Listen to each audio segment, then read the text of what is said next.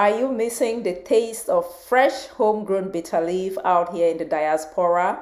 Well, get ready to bring that authentic flavor back to your kitchen, because in this video, I will show you the step-by-step process of growing bitter leaf from seeds all the way to harvest right in your own backyard. Stay tuned to discover how you can enjoy the freshest bitter leaf no matter where you are in the world. Hey everyone, welcome back to my channel. Today's video is all about the bitter leaf vegetable or the bitter leaf crop that I so enjoy growing, and I've been growing for so many years in my garden here in Houston, Texas, that is in zone 9A. So the bitter leaf vegetable is culturally meaningful to many tribes across like Central Africa, West Africa. As far as I know, we use it to cook a lot of soups. In Cameroon, we use bitter leaves to make something known as ndole. It is the star vegetable of the ndole dish. Bitter leaf also has a ton of amazing health benefits, medicinal uses as well, and so many people are starting to know about this really rare gem of plant. How does the bitter leaf seed look like? I am happy to show you. All right, guys, so take a look. These are the bitter leaf seeds from the flower heads. Okay, I have it in here. I'm going to open and then we can take a look. So it's very, very lightweight. You see this much? This is 35 grams of seeds with the flowers. I still have not figured out a way to clean the seeds. So this one has like the flower head in addition to the seeds. So as you can see, this is the seed with feathers on it, guys. So that is the bitter leaf seed. Take a close look. Okay, so that's how bitter leaf seeds look like. To start your bitter leaf seeds, I recommend you use a container. Don't throw the seeds out in the garden. I'm using aluminum trays, but you can use any other big container. You want to make sure that the container you use has holes at the bottom for drainage, or you put the holes there by yourself. This is important. Next, we're going to need something to grow our seeds in. I am using a potting mix soil, and I recommend you do the same. And as you can see, I'm using a sieve to filter out some of the larger wood particles. That is because the bitter leaf seed is tiny, and if it lands on the big wood particles, it is not going to germinate. Another reason why I use the potting mix soil is because it already has nutrients in there that can support the growth of the bitter leaf for a period of time before I ever need to transplant it.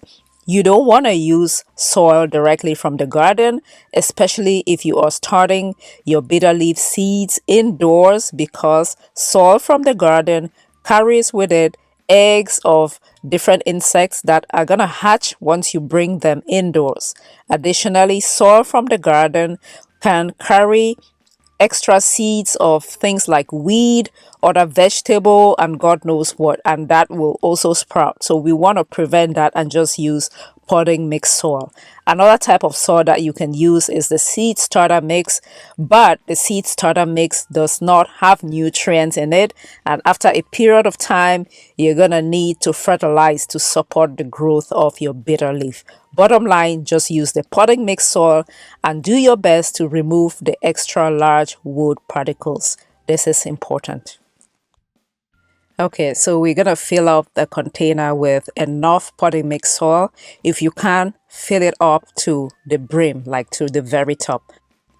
After getting the soil ready, it is time to plant our bitter leaf seeds, and we're gonna do that by just broadcasting the seeds on the surface of our pre-moistened soil.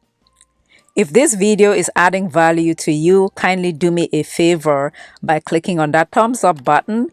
And if you know somebody who might benefit from this video, kindly share the video with that person. Thank you so much. After broadcasting the seeds on the surface of our soil, we are going to press it down lightly just to make sure that our seeds have contact with the soil to germinate. Okay, and then this is very important, guys. Do not cover the seeds with any additional soil. The bitter leaf seeds are very tiny, and just pressing them down like that is enough for germination.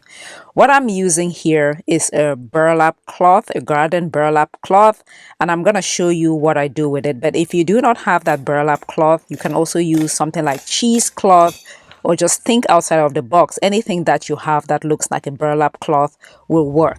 If I were to water this directly, because the seeds are so light and so tiny, the seeds might just sink to the bottom of the pan and never germinate. So now you water on top of the burlap cloth. So it reduces the pressure. It reduces the water pressure and distributes it.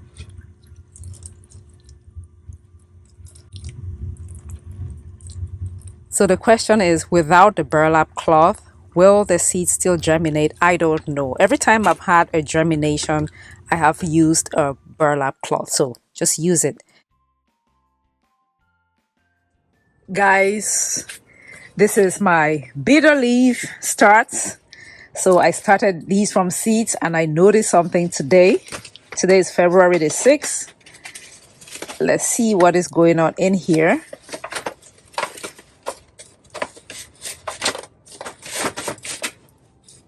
You guys see that?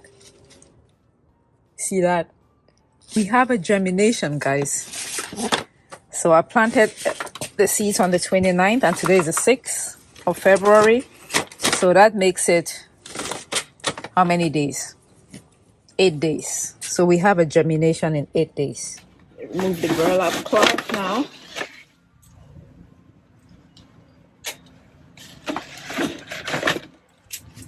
Okay. 29th. Today is the 6th.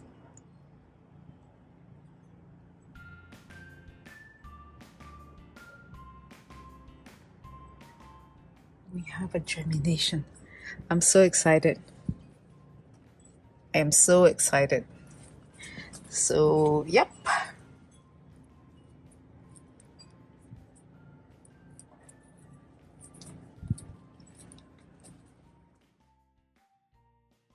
And then 1 week post germination, and this is how much growth we have.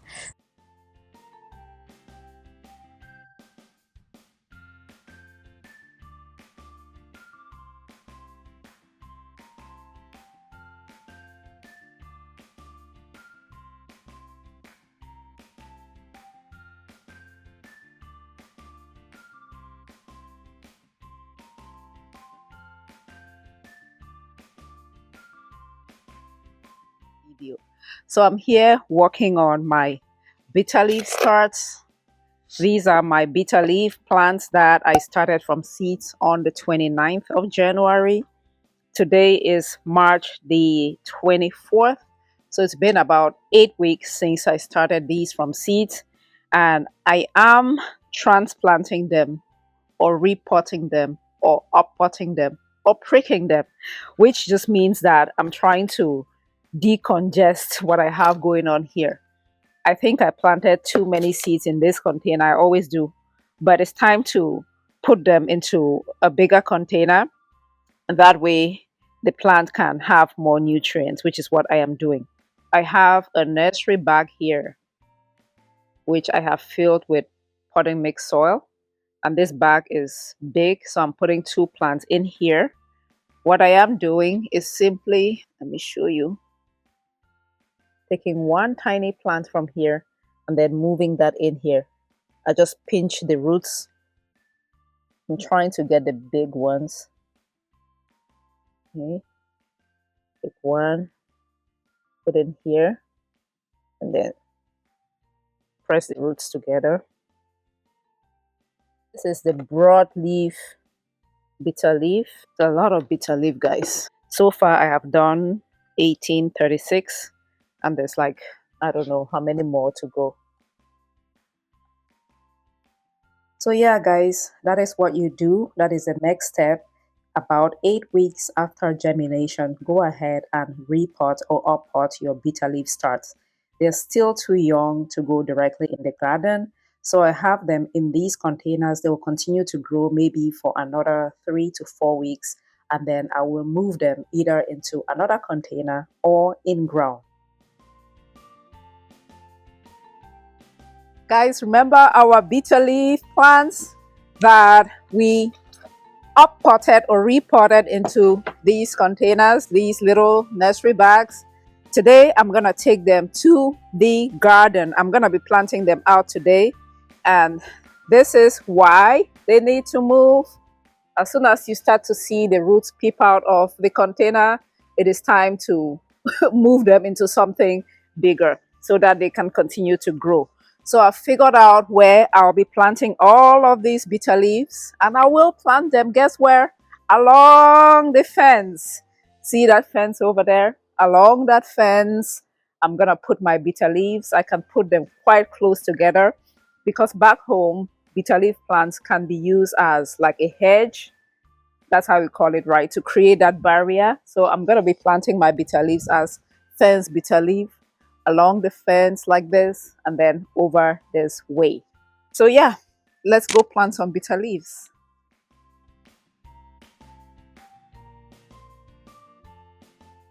Along this fence is where I will plant the bitter leaves. It's just the perfect spot. You want to put your stuff in ground on a cloudy day. A rainy day like this is just absolutely perfect, or do so in the evening. Okay, like I said, I'm gonna put them quite close together. Make sure you can see this.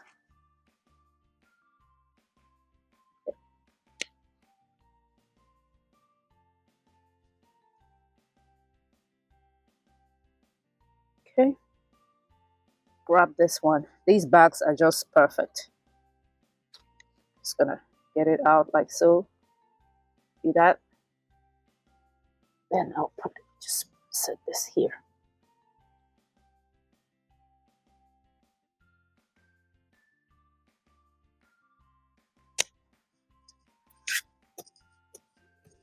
I'm planting them quite close because I have too many of them, guys.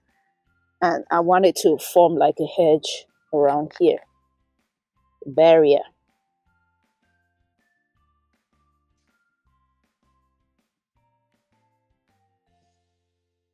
Okay. Keep going.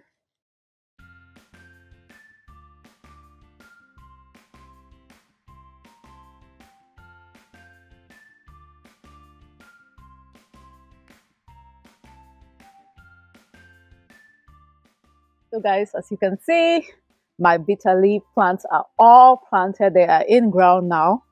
I have at least 36 times 2 of the bitter leaf plants along my fence. So next, I'm going to help kickstart like growth. I'm gonna add a few things to this water and feed my plants with. This is called Super Thrive. It just helps to prevent transplant shock. It's vitamins for your plants.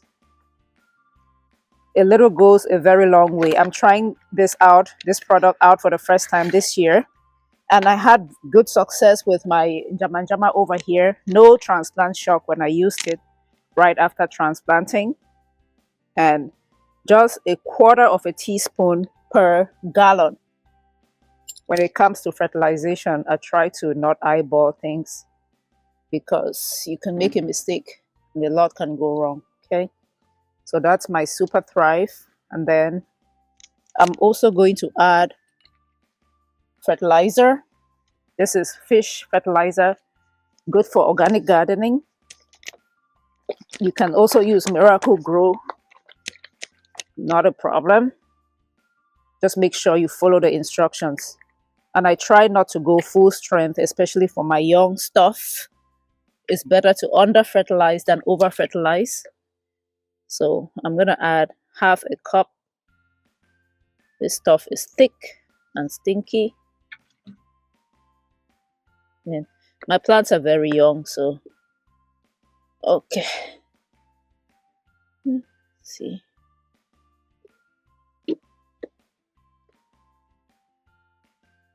This is fish emulsion fertilizer. Ooh, okay, that's good.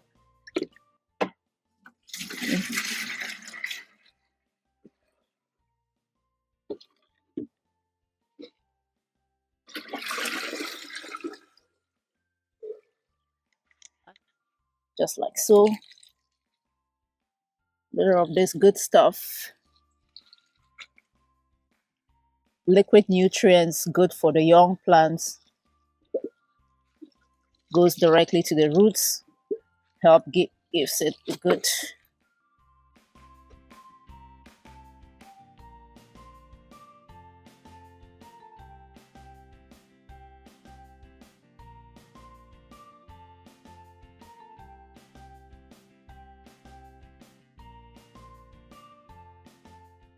So guys, this is how much growth I have of the bitter leaves. It's growing against the fence. I transplanted these after the seeds had sprouted, and then I had seedlings with a couple of true leaves. I put a lot of it along the fence all the way, and as it's growing it is too packed together. So what I will do today is thin out some and then cut some of the leaves, and I'll show you how I do that. Actually, this will be the second time I'm cutting some of the leaves. As you can see, I've been doing some bottom pruning to prevent disease as well, because the leaves we're touching the ground. Okay, so we'll work on the bitter leaves today. All right guys, so what I will do today is just cut some of these leaves from the bottom. Then I will let it grow. I will let it keep doing the vertical growth until it is up to about this height, somewhere around here. Then I will cut the top to encourage lateral growth. But for now, I will just harvest the leaves from the bottom, and then that will be dinner, and then also thin out the bitter leaves. So guys, if you follow these steps, I guarantee you will be able to grow your own bitter leaves from seeds out here in the diaspora and enjoy the satisfaction of cooking with fresh bitter leaves and maybe sharing it with your loved ones. Thanks for watching, and if you've enjoyed this video, don't forget to like, share, and subscribe for more gardening tips and tricks. Happy gardening, and always remember to grow a garden, because when you grow a garden, you grow health. Bye everyone.